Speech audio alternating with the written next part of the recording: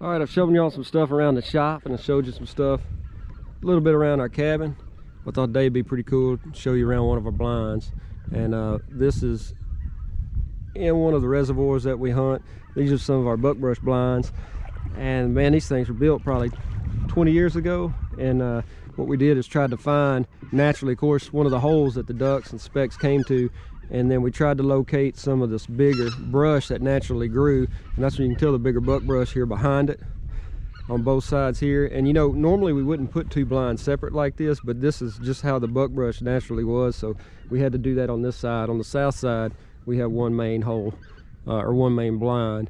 And once we picked the buckbrush that was big enough to be able to hide us, we put a bench behind it, and then we transplanted a lot of this brush here in the front on both sides. I don't know if you can see this here. So every year, it's kind of funny, we don't have to do as much brushing as we have to do cutting back the brush. Now we do get these oak leaves that we cut, and you know, if you look, there's not a lot of trees out here. Actually, there's really no oak trees out here, but it still has the same color and still fits in. It helps us fill in a lot of the gaps in the buckbrush, and that way if you're moving around in the blind, you really can't see it as much. So it's just really a good filler for inside the blind. Dog spot's a little bit trickier because you want him to be able to see well, but at the same time you don't want them to be able to see him. And so there's our dog this morning, Ziggy, Z-Man. That's where he stays most of the time.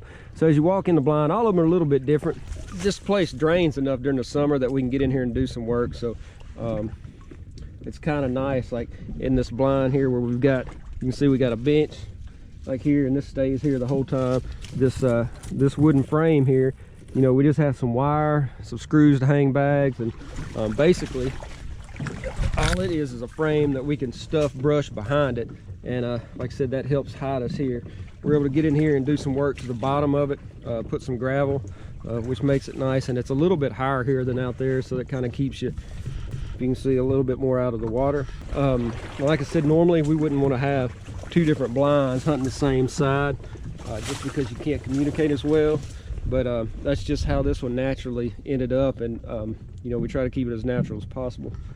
This back here is my spot.